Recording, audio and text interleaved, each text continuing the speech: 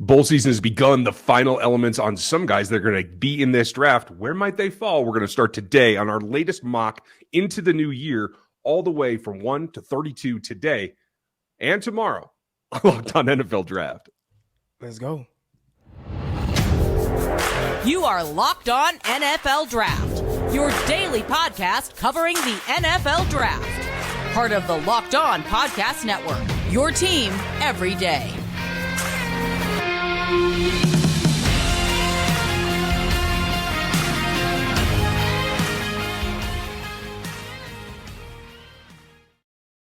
Welcome to another episode of the Locked On NFL Draft Show. I'm your host, former NFL and NFL defensive back, Eric Crocker. And of course, as always, I'm joined by my co-host, Ryan Tracy. And, we want to thank you for making us your first listen of the day. And also let you know that today's episode is brought to you by Prize Picks.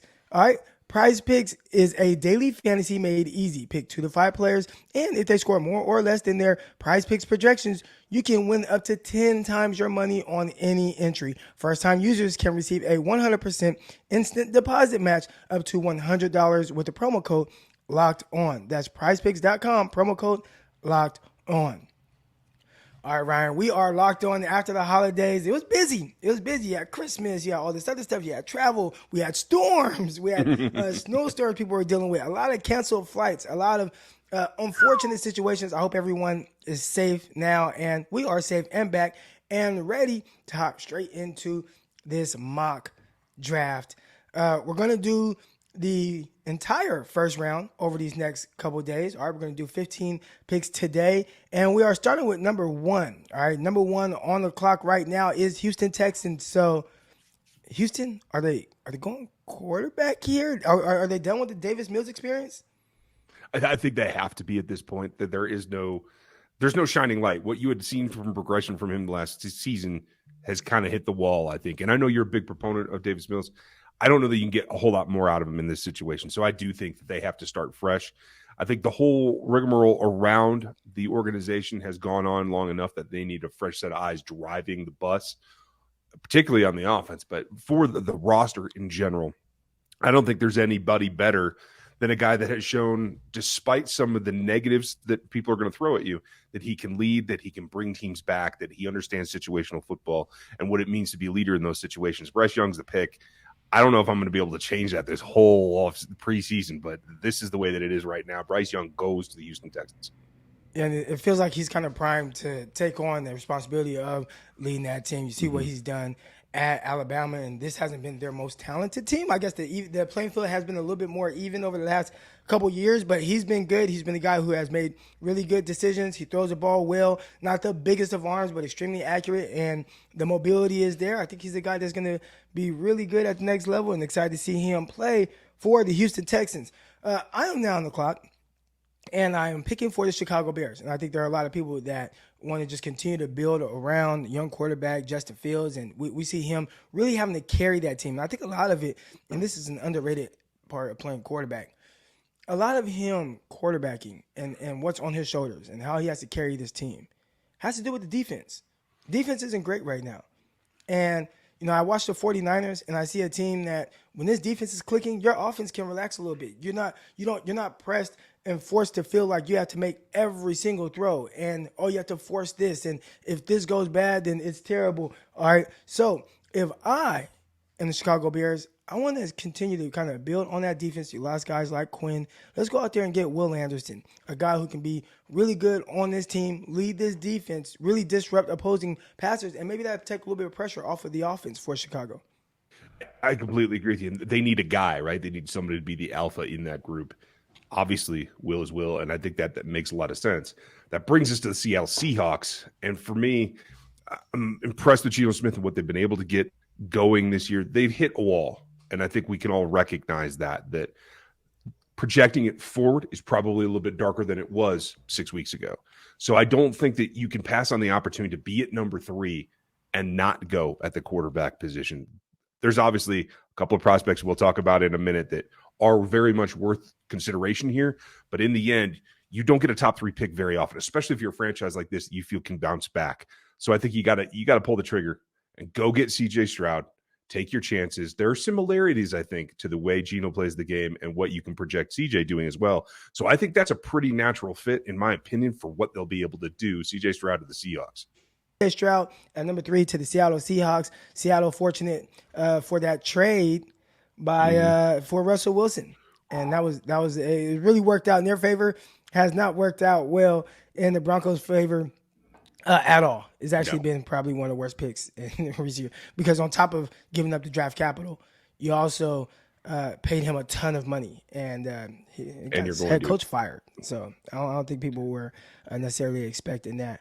All right, here we go. We got pick 4, and you got the Arizona Cardinals. Now, this is an interesting team because they're led by Kyler Murray. And I don't know, did they pay him prematurely? It hasn't gone great for him.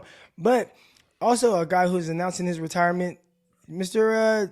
J.J. Watt. Yeah. And I think, again, I'm going to go with continuing to build around the defense. There is a lot of talent there for the Arizona Cardinals, especially on the offensive side of the ball. But who's going to be that force? And if I'm them, I need a guy that's going to really move bodies, that's going to be big, and add this sort of physicality to their team. So I'm going to go with Jalen Carter, defensive lineman out of Georgia, to the Arizona Cardinals. I think that adds a lot. I think it adds to what you have in Allen there. You can see that the Cam Thomas, we talked a lot about him last draft season. He's starting to come on. Myjai Sanders has made a couple of showings. So you got to think that if you can inflate the interior, the edges, you might have the guys in-house that are going to become your edges of the future. So that makes a lot of sense to me. That brings us to the Indianapolis Colts, which is, I think, maybe one of the tougher projections here, because Chris Ballard has gone the veteran quarterback route and has gotten himself nowhere over and over and over. He's made a draft pick that didn't quite work out as well. I think this is the tough part. This, as we see right now, the third quarterback on the board is now Will Levis. It's still too early, in my opinion, but in a situation in Indianapolis where they have to make headway at the quarterback position, the question is, does he remind them too much of Carson Wentz? That's going to be a question. It's going to be a lot of evaluation in the one-on-one, the mental makeup. We all know about his arm. They're going to pull the trigger in this scenario with the way this has fallen so far. Will Levis is going to go to the Colts, and they're going to try to reboot. They've had some good luck with quarterbacks. Well, not really, I guess, since Andrew Luck, but they've gotten some type of production out of their guys. They've been trying to make it work somehow, some way. Andrew Luck, that was a surprise retirement for a lot of people. And since then, they've been trying to figure it out. And they're throwing different resources, and they're trading draft picks, and they're bringing in guys like Matt Ryan. Nothing is working. Maybe Will Levis. But again, I think that's just as much of a wild card, if not more, than some of the other guys that they brought in. Even guys like Carson Wentz, who just a few years ago was considered, man, he's going to be NFL MVP the year they won the Super Bowl. Since then, it hasn't been as great, but you knew the talent was there. Hasn't worked out well for the Indianapolis Colts. Maybe it will when Will Levis goes there at pick 5. All right, coming up, we got Atlanta, we got Detroit, we got Carolina, we got Las Vegas and Philadelphia, and more of the first round. But first, we're going to talk to you about the good folks over at Audible. And this episode, it is brought to you by Audible. Audible is releasing a slate of new football podcasts that we are sure you are going to love. That's why you'll be able to find any episode from the league available as a bonus episode on Locked On NFL. It's narrated by Super Bowl champion and legendary smack talker Richard Sherman, love Richard Sherman, and sports broadcasters and rising star Taylor Rooks. She's been doing her thing in the NBA. Now she comes over here. All right. The League is an 8-part docuseries, about the most bizarre, inspirational, and unlikely stories connected to America's favorite sport. We know what that is, y'all. It's pro football, specifically the NFL. You won't want to miss this untold stories spanning from the 1940s throughout the present years as well. And it's brought to you by Bruce Lee's protege and to teach their defensive martial arts. You got ushering in a new approach to the way the league is trained. Training has been drastically different than when I was actually playing football. Each story offers an equal parts of history, entertainment, and social commentary. So head over right now to the NFL for a bonus episode of The League, or catch the full series wherever you get your podcast. And it's available now on Audible. Get in the game. And did you know that driving high is considered driving under the influence? That's right. Driving under the influence of marijuana is against the law in every state, even the states where marijuana is legal, in California, Colorado, some of those states. All right. That means driving high could get you a DUI. And if you think that law enforcement can't tell when you are high, come on, man, you're wrong. All right. If your friends can tell, if your coworkers can tell, your family can tell, your parents can tell, everyone can tell, including law enforcement officers out there on the road. So driving under the influence of marijuana can slow your response time and change how you perceive time and speed. So even if you think you are fine enough to drive when you're high, trust me, you are not. Because the bottom line is, if you feel different, you drive different. And if you drive high, that is under the influence. So remember, drive high, get a DUI. That's paid for by the NHTSA. All right, guys, we want to thank you for making Locked On NFL Draft your first listen every day. And make sure to check out Locked On Sports Today, the biggest stories around the sports world in 20 minutes or less, plus instant reactions, game recaps, and Locked On's take of the day. All right, Locked On Sports Today, available on YouTube and wherever you get your podcasts. All right, Ryan, so we're on the clock here. We got pick 6, and we are starting with the Atlanta Falcons. Now, this is a team that have a young quarterback, Desmond Ridder. You've been trying to get Desmond Ridder in there for a while. I think you actually thought he played much sooner than where he actually has been playing. But he's in there now, making some plays, gaining that confidence, gaining that experience, all right? But team right now, they're actually maybe still kind of fighting for it. Mathematically, they're not eliminated yet. Right. All right. So, see the weapons that they've added. Kyle Pitts, they really got to get him going. Drake London, I think he's going to be a target hog. I would be surprised if he doesn't have 100 catches next year. He's been terrific as a rookie for them. They have some weapons. They have some building blocks. They got some young running backs in there. Maybe they can address the offensive line. But I'm going to go back to the defensive side of the ball because, again, you talk a whole lot about protecting a young quarterback, protecting a young offense, and taking some off of their shoulders. How are you going to do that? You're going to do that by drafting the guy by the name of Miles Murphy out of Clemson to that defensive line and going out there and wreaking havoc. It's not the sexy pick until it is, right? 49ers draft Nick Bosa. Maybe that was the sexy pick at the time, but when you see him being defensive player of the year and how much he affects opposing quarterbacks, and a lot of people, they think that the 49ers defensive line is just so great. But most of it has to do with Nick Bosa and him being virtually unblockable. Now, I'm not saying Murphy is an Nick Bosa type prospect, but when you draft a guy like that on the defensive line, you want him to be disruptive. You want him to change games in this way. So that's going to be the pick for the Atlanta Falcons. Miles Murphy, the big guy out of Clemson. I like that pick. I like where Miles is. I can definitely see that happening. There's really a lack right here at the top of the draft of wide receiver talent that I think is going to go. So that is something you got to keep an eye about, that they do need some speed at the pass catching spot as well. Yeah. But next up is the Detroit Lions. And I think we've seen the opposite. What I thought was going to be a struggle for them on offense has turned around, and Goff actually has them being able to move the ball. They put up some points on some teams. Now the question is, can they stop anybody? They've had to remove their defensive coordinator. They've had to revamp a couple of different times. What can help them play the way they want to play and be aggressive? And it is, I think, about aggression and solid body size, a guy that is a formidable presence against some of the outside receivers that you're going to play in that division. And for me, I think there's a lot of back and forth about who's CB1. Well, for me, right now it's Keely Ringo, and I think that's a good fit. I think you can put his game into Detroit, and you can move that defense along and survive against the rest of the North. And that's really got to be goal one for what the Detroit Lions want to do, in my opinion, is just win the North. Take it, make it yours, and go forward. So, Keely Ringo to the Detroit Lions. Awesome, man. I mean, you talked about him potentially being CB1. This is a big body guy. He could fly. I actually watched him live when he was a youngster, still in high school, 7-on-7 tournaments out there in Las Vegas, man, and moved good, quick-footed, was really, just physically imposing. He was big, man. He was bigger than a lot of those kids. He was bigger than me, and I was an adult. All right, so terrific size, upside. Can't wait to watch him play for the Detroit Lions. Are they a little reluctant to take another receiver or cornerback in the top 10 after everything that's going on with the kid out of Ohio State? Yeah, they should be. But again, that is about the evaluation process, not about the positional value. And that's where it is in this group right now. They got to double down and make sure they can dig a little bit deeper, get into who a guy is and how competitive he is. I think it was a too shallow a look at who the person was previously not necessarily what his skill set was. So I think physically Ringo's ready to go. You just got to make sure that playing on a national championship team, and again, it's going for another one, I think you like what that personality is going to bring. All right, and obviously the kid out of Ohio State, we're talking about Jeffrey Okudah, was number 3 overall pick to the Detroit Lions. Has dealt with injuries, had to face a lot of adversity, and I think that can kind of point to why maybe it hasn't hit the ground running the way that people have wanted.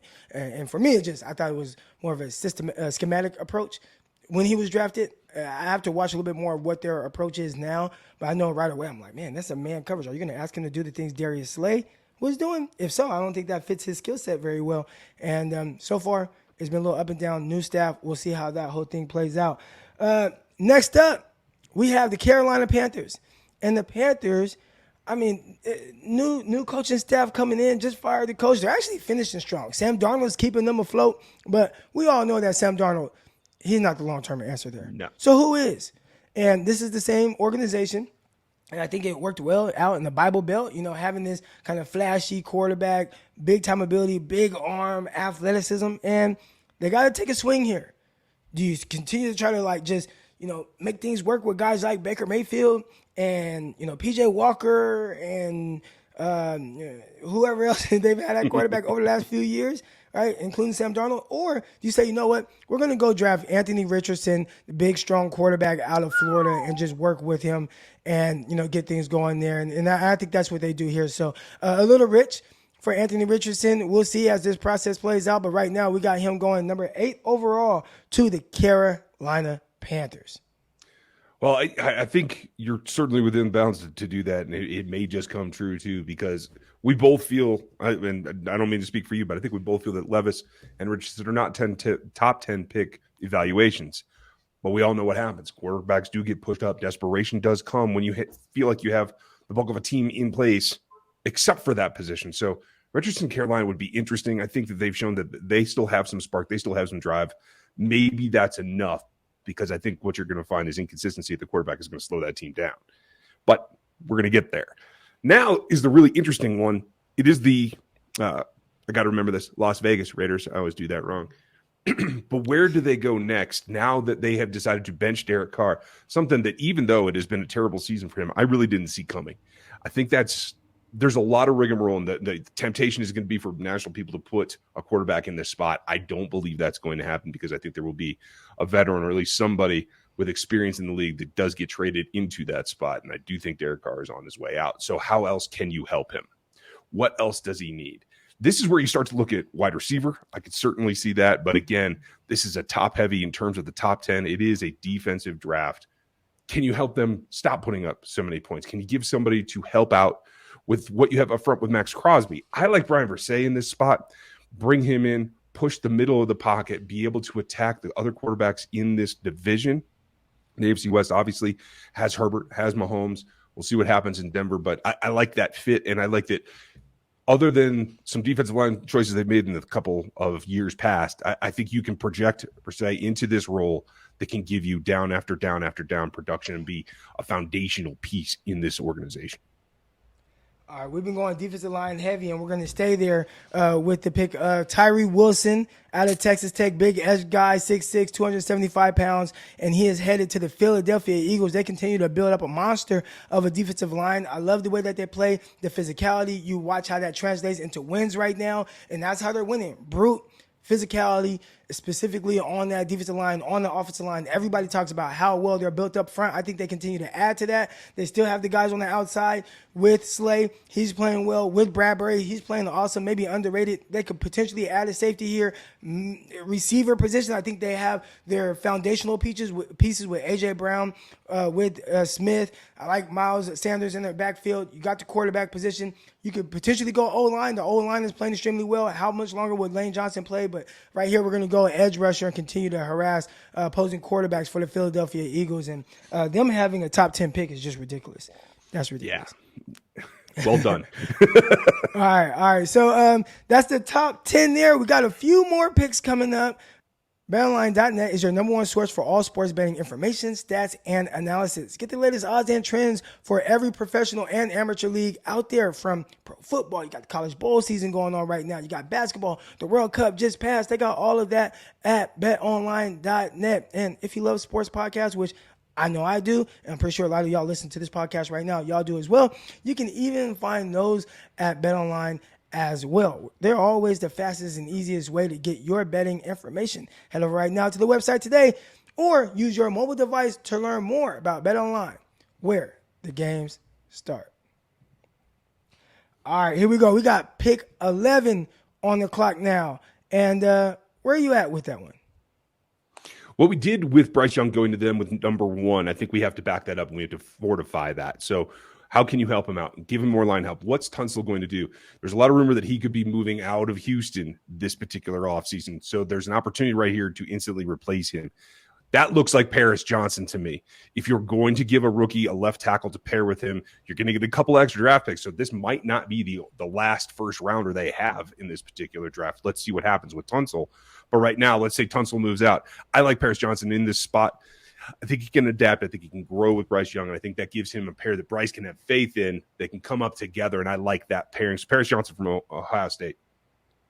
I think that's a terrific pick. And you watch how offensive linemen that played, especially coming out in the draft as of recent years, everybody seems to be doing fairly well. And I think Paris Johnson, he's a guy that has that versatility. He can line up inside. He can line up outside.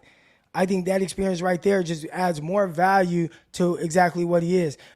We got the Seattle Seahawks on the clock right now, and this is a team who is fortunate to have 2 picks in the top 15. That's amazing. They played well this year. They got good play at the quarterback position. They're still trying to figure it out there. They drafted one early in this draft here, and now what they're going to do, I think they're going to continue to build that offensive side of the ball. We saw them do a terrific job on defense with that draft. They hit on a bunch of guys that maybe can go safety here, but we're going to have them go receiver, and we'll see what's going on with Tyler Lockett. A little banged up. Obviously, we really like DK Metcalf. We're going to bolster up that receiver position by drafting a guy by the name of Jackson Smith and Jigma out of Ohio State.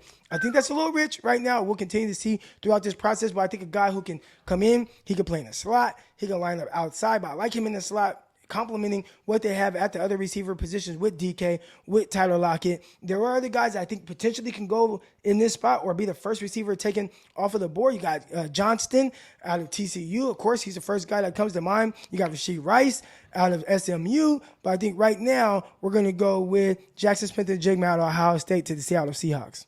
First wide receiver off the board. So this is where the run starts, eh? Okay, I can live with that. So now we're on to the Tennessee Titans. They're looking at a similar situation. They made the investment in Malik Willis. Good for them. Hasn't been able to help him that much. I think what we see as they come along, they've got a sizable wide receiver that can play a little bit of running back if he has to. They need somebody that is got to be out there in the middle doing things that can help them move the ball. Malik Willis needs a target he can trust that can get separation. I think this is perfect. You can go one of two ways. They have the size already that I like. So I'm going to give them the best receiver in the draft. And Jordan Addison is going to end up in Tennessee. And now you can do a whole lot of things with speed as well. I think that helps Willis and his development. Tannehill, I don't know what happens with him right now, but the future is Willis, whether it's week 1 or week 8 next year. We'll see what happens with Jordan Addison in Tennessee. Awesome. Addison, the dynamic receiver out of USC. Really like that pick a whole lot. We're moving along here. And at pick 14, you got the New England Patriots. And they're trying to figure things out. They're continuing trying to, work through what's going on at the quarterback position. At times I'm like, are they going to draft a quarterback in the first round again? I don't think we see that happen, but they've been taking swings. As a matter of fact, they have a quarterback right now that was on their team. He's starting for the Raiders this weekend, but he's kind of a throwaway pick. We'll see what happens with that. Regardless, I think they need to get back to what made them really good in the first place. And it was having a guy like Gronkowski, and you had other tight ends there that were really good and dynamic and offered different things. So we're going to go tight end in this spot so they can get back to their roots of their offense and how they want to throw the ball and play through that. So we're going to go with Michael Mayer, tight end out of Notre Dame to the New England Patriots. That's an interesting pick. It's something that I think is going to help their future quarterback, Bailey Zappi, take over because I think Mac Jones is one of the guys we talked about earlier that could be ending up in Las Vegas repaired with Josh. I think that's an interesting take as well. So that brings us to your New York Jets. I almost feel like I should just give this to you because, it is your team. But what can help them? What can get them further down the road? Is there a quarterback worth taking here? It would be the 5th quarterback off the board in the top 15 of this draft. That's hard for me to project. I have a lot of trouble with that. So I'm going to say no. And I'm going to go make something stronger that can help the guys that you have. I don't know if it's Mike. I don't know if it's Zach. I don't know what's going to go on. But Skoronski from Northwestern, I think, is a guy that you can plug in. And doesn't matter where he plays. He can play any of the 5 positions. So you don't have to worry about who's actually available at LT and who's at right guard, et cetera, et cetera. I think getting versatile players is something they've done before in Elijah Vera Tucker that I think can fit into their philosophy. So Skoronski over to the Jets. All right, we're going to stay on the offensive line here for the Pittsburgh Steelers. This is a team that is traditionally really big in the trenches there, and they're kind of being carried a little bit by T.J. Watt.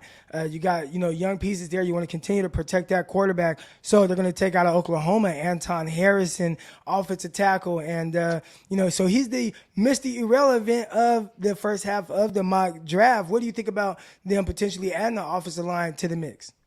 I think you like that. I think you want to get a little bit more base in front of Kenny Pickett to give him a little bit more. No, he's been up and down as a rookie, but I think you see the spark there.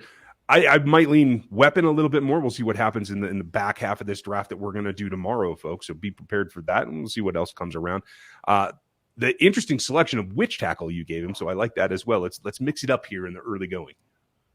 All right, so that's going to do it for this episode of Locked On NFL Draft. We appreciate everyone for tuning in, and we definitely want to, make sure that you let us know, what do you think about the first round? How we do for your team? What corrections would you make? Who do you think is maybe potentially a reach? All right, we're going to talk about some of those guys. And next on the next episode as we do the second half of the first round. But that's going to do it from Eric Crocker at Eric_Crocker on Twitter. That's where you can find me. And Ryan Tracy at Ryan Tracy NFL on Twitter. We will see y'all tomorrow. Peace.